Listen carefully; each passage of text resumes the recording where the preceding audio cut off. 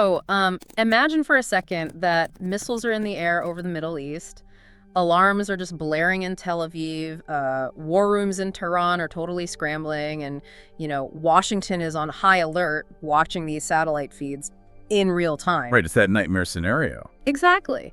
And I think we are conditioned, by history books and movies to think that the very next step is binary. Like, it's either going to escalate into World War III or the leaders are going to meet at some fancy mahogany desk and sign a peace treaty. Yeah, we all want that clean checkmate. We do. We really want that neat resolution. But the reality is this terrifying, highly calculated middle ground where governments are essentially communicating with each other through explosions. Through explosions, yeah. It is the absolute definition of a geopolitical gray area. We crave that neat resolution you mentioned, but what modern conflicts usually deliver is, well, just a messy stopping point. A messy stopping point. Wow. Yeah, and understanding how these actors actually arrive at that stopping point is, honestly, it's far more complex than the strikes themselves. And that messy stopping point is exactly what we are getting into today. So welcome to the deep dive. For you listening, we have a really fascinating and frankly kind of sobering stack of sources today. Very sobering. Yeah, we're pulling from this highly detailed case file document. It's titled Series 009, U.S., Israel, and Iran, The Decision to Strike. And we are focusing specifically on Episode 6, The Endgame. And before we dive into the actual mechanics of it, I think it is vital to establish the framework of this document for the listener. Oh, definitely. Because the source material makes it abundantly clear that we are examining the strategic logic of all sides impartially. Like, we are not assigning moral right or wrong to the strikes themselves. Right, we're not taking sides here. Exactly.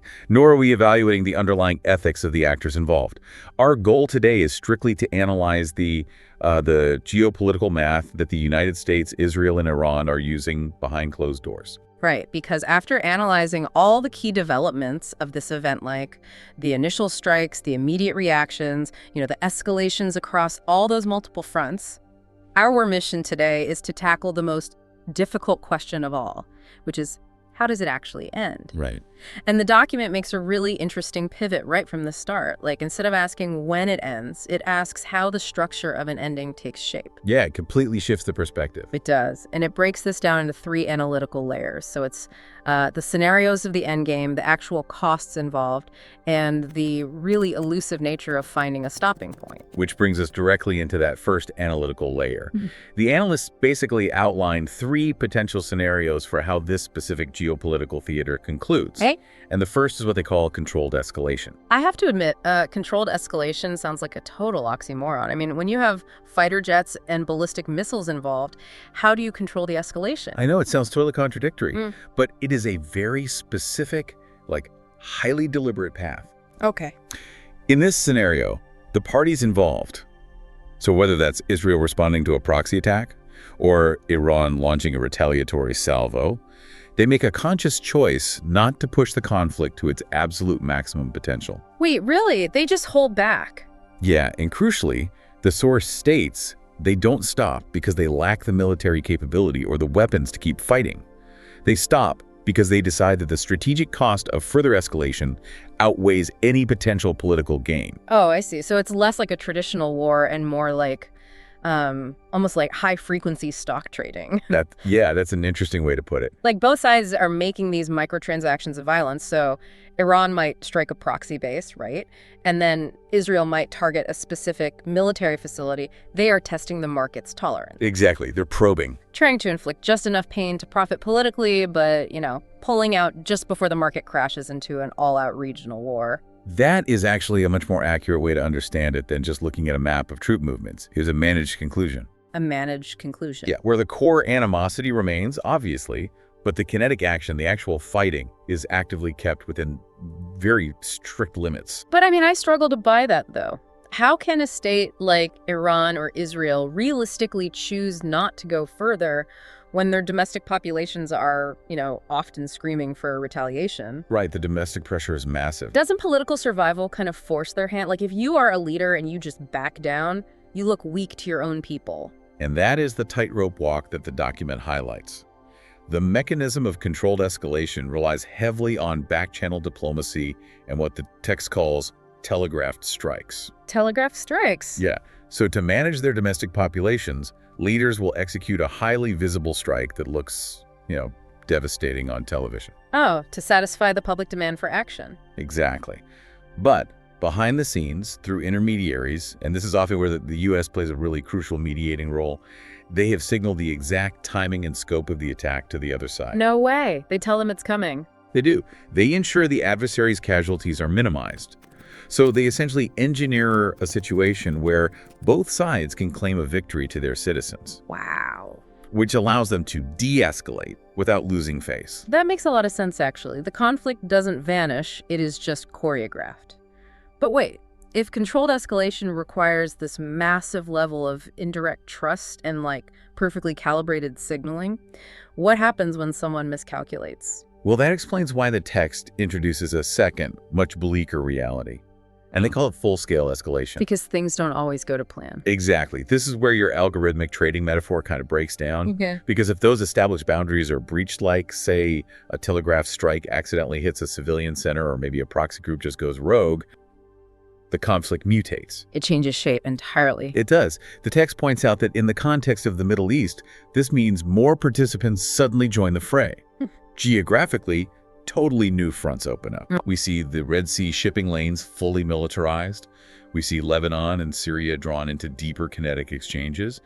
And U.S. forces in the region are forced from, just a deterrent posture into active, sustained combat. Yeah, and there was a detail in the text about this specific scenario that I found genuinely chilling.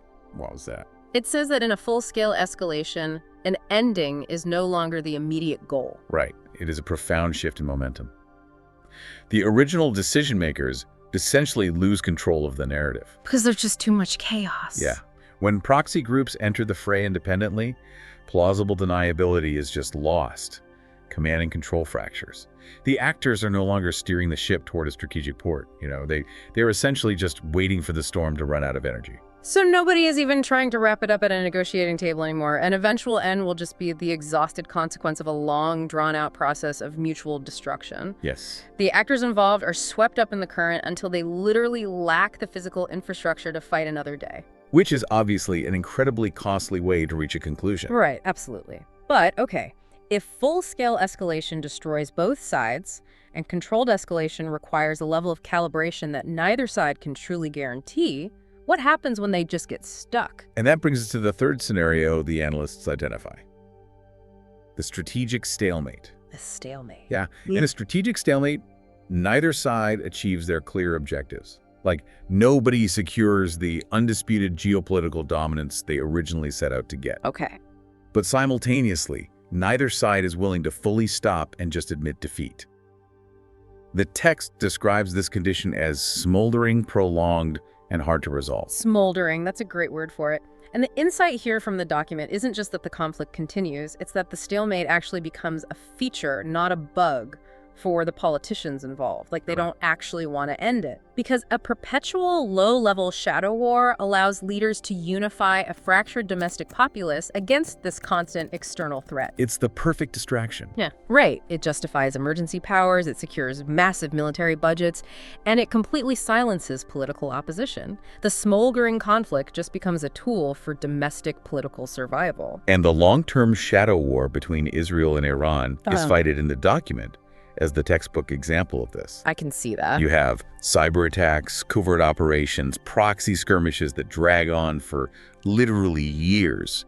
It is a paralysis. Yeah. It drains resources indefinitely, but it stays just below the threshold that would force a definitive, potentially catastrophic conclusion. So looking at these three scenarios, controlled escalation, full-scale escalation, and strategic stalemate, there is kind of a logical dilemma here. How so? Well, if a stalemate just drains resources forever, why wouldn't every party just force a controlled exit? Why not just bite the bullet and de-escalate? That connects directly to the source's next phase of analysis, which is the price to pay. Because forcing a controlled exit, or blinking first, isn't free. Right. The document explicitly lists 4 types of costs that every scenario carries, and they compound on each other: economic, political, social, and strategic. Let's actually break down the mechanism of how these costs literally force a geopolitical shift. because the text makes it really clear that it's not just a menu of bad options, right? It's a chain reaction. Exactly, a chain reaction. The source details how economic costs actually trigger the social and political ones. Right. So let's look at Iran as the case study they provided. When the U.S. applies heavy secondary sanctions, it's not just some abstract number on a balance sheet. No. It causes the currency to devalue. It causes inflation to spike internally. And that hits the average person immediately. Right. That inflation makes basic goods totally unaffordable, which then causes social unrest and protests in the streets. Wow. And suddenly that social unrest threatens the political survival of the regime itself. So that chain reaction, like from international sanctions down to the price of bread, leading to protests in the streets, that is the actual mechanism that forces them to the negotiating table. It's not necessarily the military strike itself that brings about the end game. It's the unbearable domestic pressure generated by the economic cost. Exactly. And the strategic insight the text really emphasizes here is that the deciding factor isn't whether there is a price to pay. Because there's always a price. Always. You cannot engage in a massive geopolitical confrontation without paying something. The real calculation happening in Washington, Tel Aviv, and Tehran is who is willing to accept that price. Yeah. And for how long. Wow. It's basically an endurance test of pain tolerance. Which honestly makes me want to challenge the premise of the document for a second. With all these compounding costs like inflation, social unrest, regional instability, does the concept of winning even apply here anymore? That is the big question. Like, can you have a victor in a landscape where literally every action triggers a massive internal crisis? The source material actually takes that concept of victory and completely deconstructs it. Okay. It shows how blurry the idea of winning truly becomes at this level of statecraft. And that's primarily because of relativity and timing. What do I mean by timing? Well, let's say one side executes a highly successful preemptive strike. They neutralize a threat, they defend their territory. Right. In the immediate aftermath, the headlines say they won. It is a very clear short-term tactical victory. But the text argues that that short-term win might saddle them with a devastating long-term strategic loss. Precisely. To achieve that tactical win, they might have alienated key international allies or triggered severe diplomatic isolation, or maybe even united previously fractured adversaries against them. Right. Like a Pyrrhic victory. Exactly. So 5 years down the line, that victory looks like a catastrophic error. Ouch. And conversely, another state might absorb a massive initial strike. They look incredibly weak in week one. But by absorbing that hit without retaliating massively, they might secure deep international sympathy. Oh, and billions in foreign aid. Exactly. And a much stronger geopolitical position in the subsequent decade. The relativity of it all is just staggering. A win today is a loss tomorrow, and a loss today is a win next decade. Yeah, it's constantly shifting. And synthesizing what the text is telling us, this is exactly what makes reaching an endgame so agonizingly complex. Absolutely. You are trying to solve a puzzle where the shapes of the pieces literally change based on whether you are looking at a 1-year timeline or a 20-year timeline. And that leads us to the most practical part of the analysis, honestly. Okay. If everyone is trapped in this brutal calculation of short-term versus long-term costs, and traditional victory is just a mirage, how does a way out actually materialize? Right. Do these leaders just wake up one day and decide they've had enough? According to phase 6 of the text, absolutely not. I figured. A way out almost never comes from a single light bulb moment decision by one leader. It requires a convergence of very specific drivers to create an exit opportunity. Okay, so what are these drivers? The document identifies 3 primary drivers. The first is accumulated pressure. Like what we were talking about earlier. Exactly. That is the slow, crushing weight of those economic and social costs finally reaching a breaking point. The domestic pain tolerance simply runs out. Right. And the political leadership realizes that continuing the conflict is actually more dangerous to their own survival than accepting a compromise. And, you listening might be wondering why this matters to you if you don't live in the Middle East. Why should you care about this accumulated pressure? It's a fair question. Because when the text talks about this pressure reaching a breaking point, it's talking about global supply chains. Oh, absolutely. When these actors fail to find a controlled exit, the price of crude oil spikes globally. Shipping routes through the Red Sea freeze up, which means cargo ships have to reroute around the entire continent of Africa. Which takes weeks and costs a fortune. Right. So that geopolitical stalemate eventually shows up directly on your grocery bill and, at your local gas pump. The ripple effects are entirely global. Which brings us to the second driver for an exit: a shift in strategic calculations. Okay, how does that work? This happens when the broader geopolitical landscape changes around the conflict. For example, if new regional alliances form like, say, Gulf states normalizing relations in ways that isolate certain actors. Whoa, I see. Or maybe if a new military technology renders the original strategic goals obsolete. Suddenly, the math changes. The initial reason for fighting just no longer exists. That makes sense. And the third driver? The third driver is sudden external factors. Like a black swan event. Exactly. A global economic crisis, a pandemic, or maybe a different, much larger conflict breaking out in another hemisphere. Something that forces the U.S. to completely redirect its attention and resources. Exactly. The local actors suddenly find themselves without their primary backers, which forces an immediate halt to hostilities. Oh. So those three drivers, accumulated pressure, shifting calculations, and external shocks, they create the opportunity for an exit. But, and this is a big but, the document introduces a vital prerequisite that we cannot ignore. Even if the perfect exit opportunity presents itself, the parties involved must fundamentally be ready to stop to actually use it. Oh, wow. I found this to be the most profound psychological insight in the entire case file, actually. Yeah, it really is. Because stopping means acknowledging the costs you've already paid. It means a leader has to look their citizens in the eye, citizens who, may have lost family members or seen their entire economy destroyed, and say, this is the outcome we are accepting. Right. You literally have to abandon the rhetoric of total victory. And that psychological readiness is the hardest hurdle to clear. Acknowledging a messy stopping point instead of that clean checkmate we talked about, it's politically perilous. That's just basically political suicide for some of them. It can be. It requires a leader to essentially swallow their pride and accept a reality that looks a lot like failure to their most hardline supporters.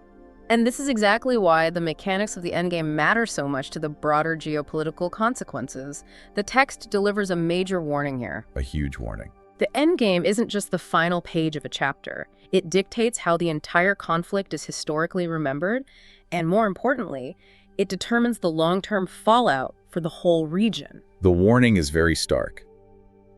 A poorly managed ending does not bring peace.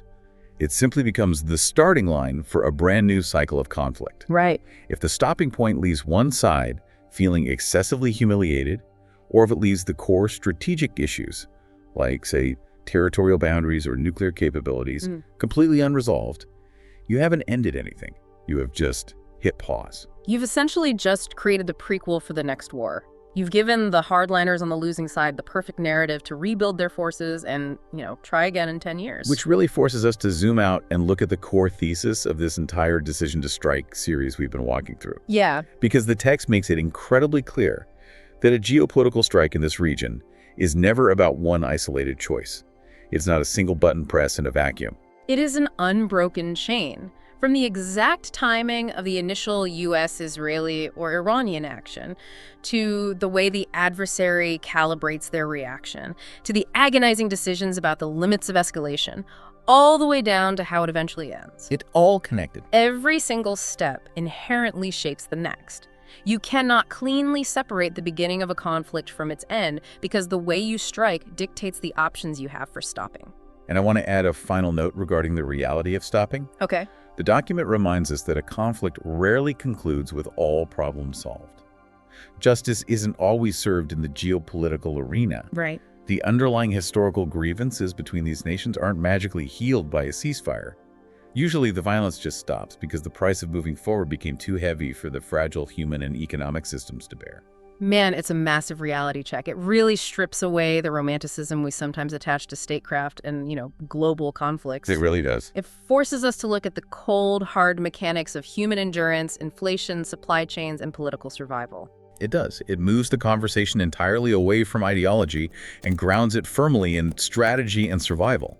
So, to leave you with something to ponder long after this deep dive ends, we want to pose the exact open questions that the case file leaves its readers with. These are great questions. Look at what has happened so far in this specific geopolitical theater. Look at the strikes, the telegraph reactions, the economic toll. Is the current situation truly an endpoint? Or is it just one phase in a much longer, smoldering cycle? And perhaps most importantly, if a massive decision to strike has already been made once, and the boundaries of what is considered acceptable escalation have been permanently pushed, what forces will actually prevent that decision from being made again in the future? If the underlying issues remain unresolved, the board is already set for the next round. The pieces are scattered, the old rules are broken, but the players are still sitting right there in the dark, calculating their next move. Thanks for diving deep with us today.